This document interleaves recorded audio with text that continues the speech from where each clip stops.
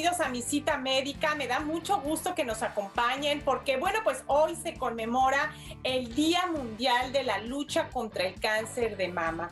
Es la patología maligna que más muertes ocasiona en las mujeres mexicanas. Y hoy vamos a abordar este tema desde varios ángulos, para lo cual me acompañan dos grandes personalidades en este rubro, ambos cirujanos oncólogos, el doctor Carlos Aranda. Doctor, bienvenido, muchas gracias por estar con nosotros. Hola, bien, gracias por la oportunidad.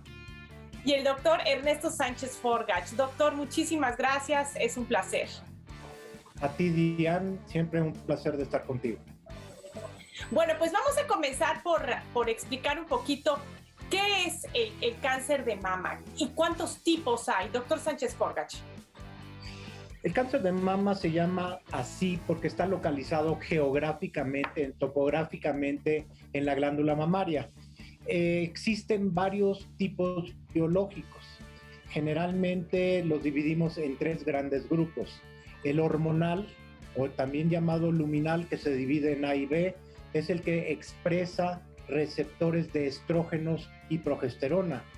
El HER2 enriquecido es aquel que cuenta con unos receptores sobre las células tumorales que son oncogenes y son receptores humanos epidérmicos, y específicamente el número 2, o sea, el HER2/neu, y para lo cual se han desarrollado tratamientos de anticuerpos monoclonales.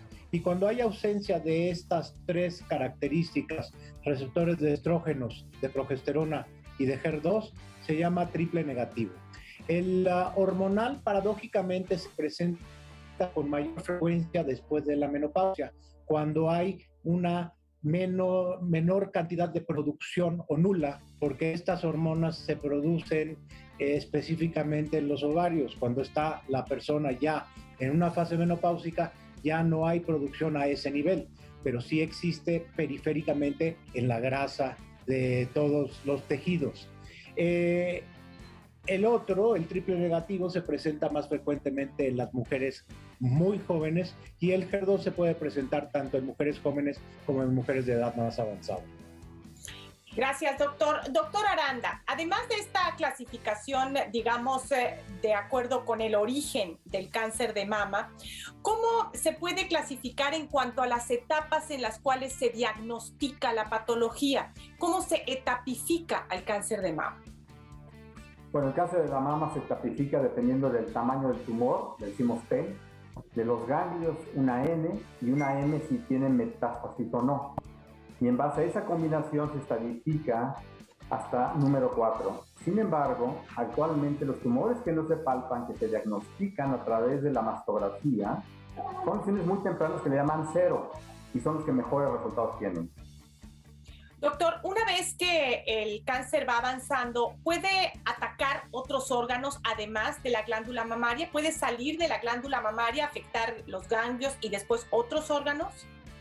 Sí, definitivamente. Primero, un relevo ganglionar es un indicador médico que nos potencialmente puede decir si estas células pueden estar en otro lado. ¿En dónde pueden estar?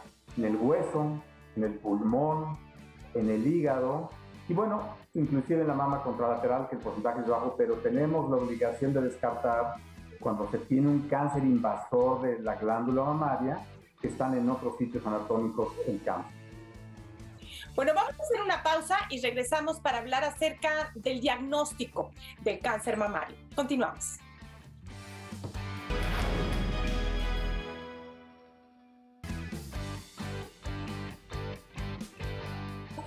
Visita las sucursales de El Florido Farmacia y aprovecha la campaña de detección oportuna y control de diabetes. Miércoles y jueves, la consulta es gratis en la toma de tu glucosa. El Florido Farmacia, siempre pensando en ti. ¡Qué barato! ¡Ay! Gracias por continuar con nosotros en Mi Cita Médica. Estamos hablando del cáncer mamario y hace un momento los doctores Aranda y Sánchez Forgach nos explicaban en qué consiste esta patología, cuáles son los principales tipos en cuanto al origen y también hacia dónde se puede diseminar en cuanto a las distintas etapas del cáncer de mama. Ahora vamos a hablar acerca del diagnóstico. Doctor Sánchez Forgach, por un lado está la autoexploración mamaria, que de hecho, curiosamente, hay un estudio recientemente que acaba de salir que pues tal vez es menos eficaz de lo que se esperaba y que lo importante aquí es el estudio por parte del médico y la mastografía para la detección oportuna. ¿Qué hay de esto?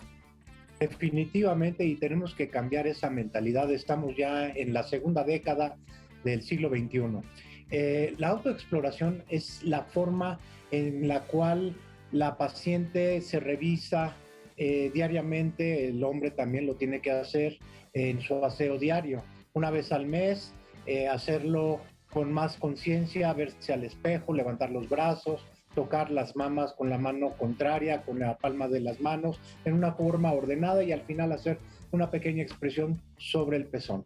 No obstante, esto nos lleva a diagnósticos tardíos y pues decía que es la forma en la que más se logra el diagnóstico en países en donde las campañas de detección por imagen todavía no tienen el impacto que deseamos y que queremos tener.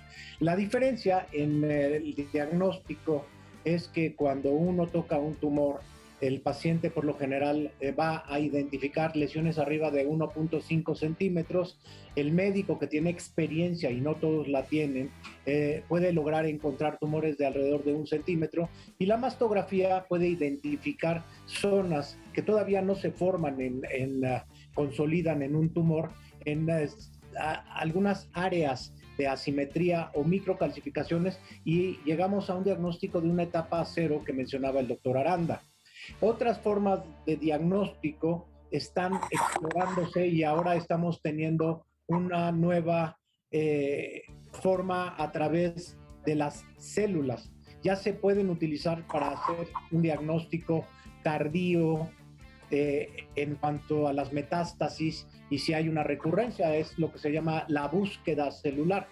Y esto se va a traducir eventualmente y sobre todo en personas con alto riesgo en hacer un diagnóstico ultra temprano. También tenemos metodología para identificar cuál es el tipo biológico a través del estudio del RNA. Son estudios genómicos y también nos pueden decir el riesgo de recaída de estos tumores. Entonces, intervenimos el clínico, la misma paciente, el imagenólogo y ahora los patólogos con medicina de ultra sensibilidad.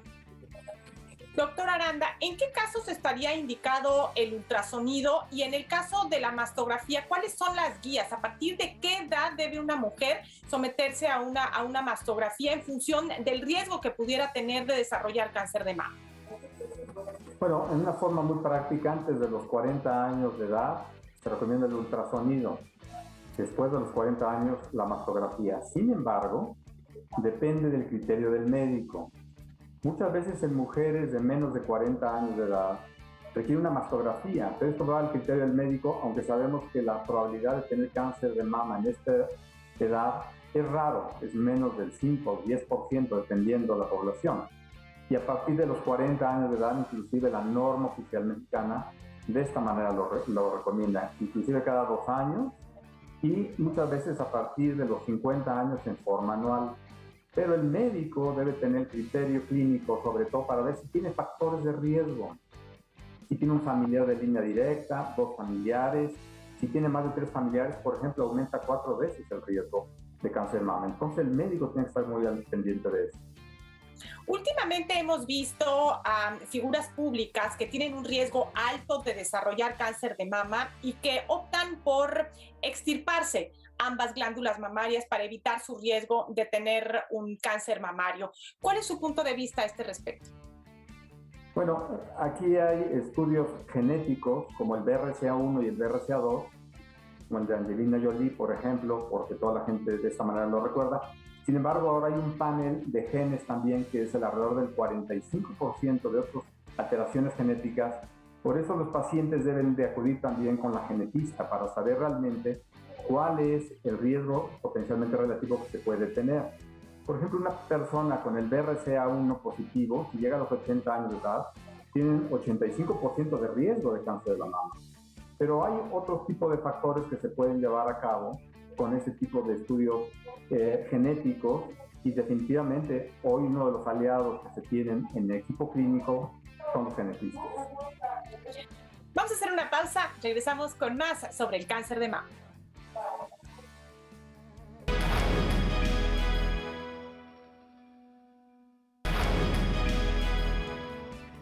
Gracias por continuar con nosotros en Mi Cita Médica. Estábamos platicando acerca del cáncer de mama y hace unos momentos el doctor Ernesto Sánchez Borgach hablaba de esta medicina personalizada y estos estudios que se hacen en el tumor para realmente dirigir el tratamiento hacia las características de ese cáncer en particular. Doctor, incluso hay un estudio que recientemente se refiere a este grupo de mujeres que es sumamente frecuente y elevado, de las mujeres que tienen cánceres hormonodependientes. Hay ahora novedades en cuanto al tipo de tratamiento que van a recibir y la duración del mismo, ¿no? Mira, Diane, la gran mayoría, como ya había mencionado, de las personas después de la menopausia y algunas antes de la menopausia tienen un cáncer que es sensible a hormonas. Y antes a todas les dábamos un tratamiento completo, les incluíamos quimioterapias, radiaciones, hormonoterapia, y no sabíamos a quién estábamos beneficiando y quiénes tenían la toxicidad innecesariamente. Ahora existen pruebas genómicas que son la expresión de la genética. Con el tumor se puede extraer el RNA mensajero y el RNA ribosomal, se analiza y se compara con una base de datos enorme y nos pueden dar una predicción de algo que se llama riesgo de recaída o de recurrencia. Con eso podemos identificar a aquellas personas que tienen un riesgo alto, un riesgo bajo, y ahora la novedad es que nos pueden decir de un riesgo ultra bajo. Esto se tradujo a un estudio grande reciente de un grupo que se llama NSABP.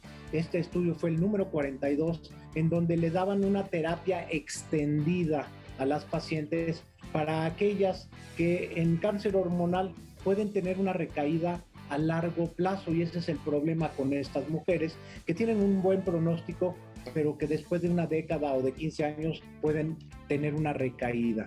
Entonces, para saber quiénes necesitan esta terapia extendida, que también tiene algunos efectos colaterales, como son la osteoporosis, el aumento del colesterol, pues se identificó y se correlacionó con este grupo de pacientes que recibieron tratamientos por más largo plazo, y se les dio a las pacientes que tienen ultra alto riesgo el tratamiento extendido. A las pacientes con ultra bajo no se les dio más que un par de años, y a las pacientes de riesgo bajo fueron a las que se dividieron en dos, unas que sí se les daba y otras que no se les daba. Y vimos que hubo un aumento en la sobrevida libre de enfermedad, y que eso también traduce una mayor sobrevida en las que recibieron la terapia extendida. Esto es un gran avance porque le evitamos también los efectos colaterales a un grupo de mujeres y ya somos más precisos todavía. Gracias, doctor. Doctor Aranda, el tratamiento, además de esta hormonoterapia, en el caso de las mujeres que tienen un cáncer hormonodependiente, pues sí hay mujeres que requieren de quimioterapia. ¿Cómo podemos saber cuáles requieren de quimioterapia? Y por supuesto, la cirugía, que me imagino que es, digamos, algo indispensable en la gran mayoría de los casos, ¿no? Pues el tratamiento inicial va a depender de la etapa clínica, evidentemente. Los pacientes con un carcinoma in situ, una lesión temprana, etapa 0, pues el tratamiento adecuado es la cirugía, inclusive en la etapa 1. Pero ahora, como comentó el doctor Sánchez Borgach, realmente el tipo molecular juega un papel determinante para ver con qué se inicia el tratamiento oncológico en la glándula mamaria.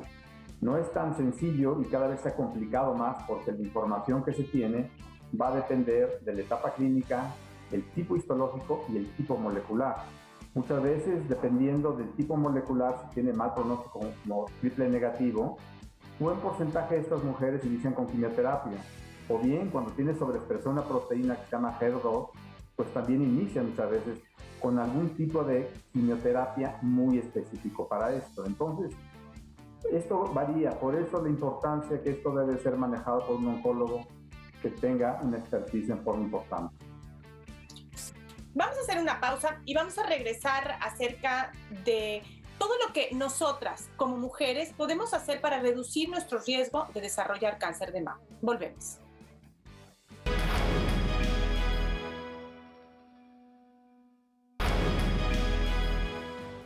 Gracias por seguir con nosotros en Mi Cita Médica. Estamos hablando del cáncer de mama.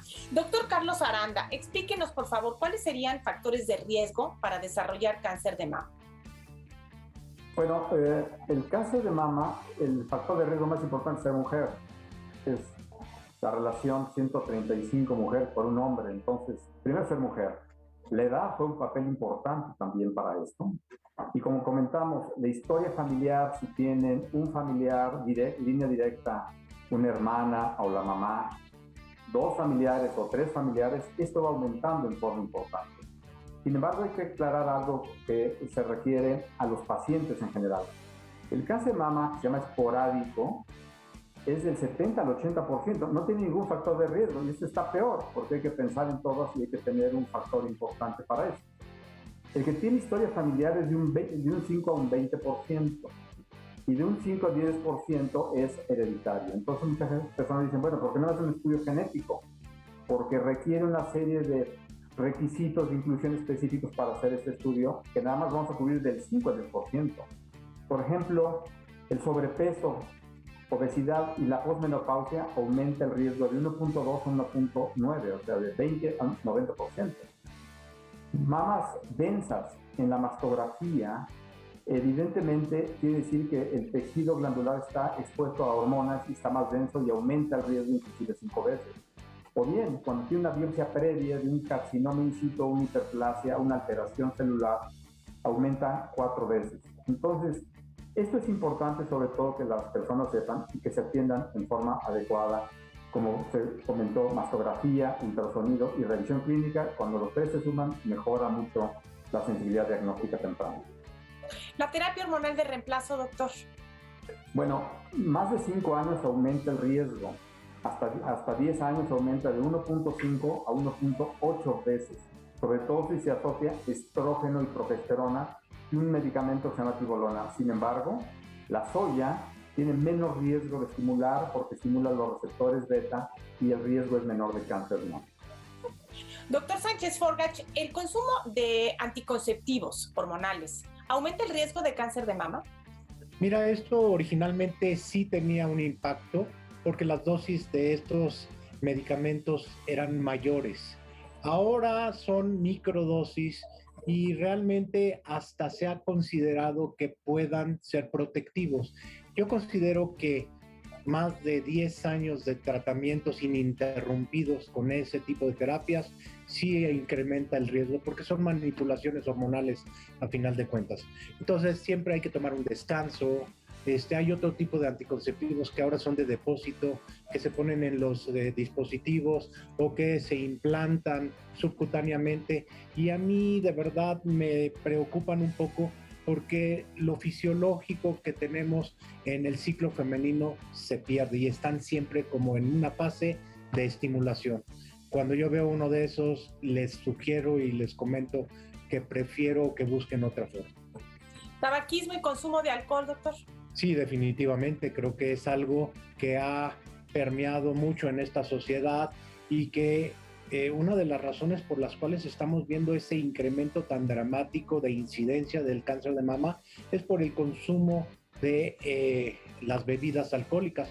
Y hay un estudio reciente que hace poco comentamos en donde se hace un impacto importante tanto en el cáncer de mama en las mujeres como en cáncer de colon, cáncer de esófago, cáncer de hígado y ya está bien demostrado que aumenta exponencialmente ese riesgo. El tabaquismo, anteriormente no se le daba un impacto a cáncer de mama, pero ya se ha demostrado que el consumo de tabaco y sobre todo en combinación con alcohol sí te aumenta el riesgo. Pues, doctor Aranda, un comentario final. Pues evidentemente que se lleven a cabo la mastografía, el ultrasonido para hacer diagnósticos tempranos. Por ejemplo, en los Estados Unidos el carcinoma in situ o de etapa 0 es 12%, en México es 1.5%, hasta 2%. Realmente es muy escaso. Entonces hay que tamizar, ir al médico, revisarse si vale la pena y evitar factores de riesgo. Gracias, doctor. Doctor Sánchez Forgach. Es importante lo que dijo el doctor Aranda, y el impacto en la sobrevida y en la mortalidad por esta enfermedad siempre va de la mano de hacer un diagnóstico oportuno, temprano, y ahí es donde podemos tener los casos de curabilidad, y está demostrado que en los países de primer mundo que hacen estas campañas de tamizaje tienen una sobrevida arriba del 90%, y la diferencia en países de nivel socioeconómico más precario se tiene una sobrevida menor del 50%. Gracias, doctores. Gracias, Xóchitl Amarillas en el estudio. Gracias a usted por el favor de su atención. Le deseamos un excelente día. Gracias. Gracias.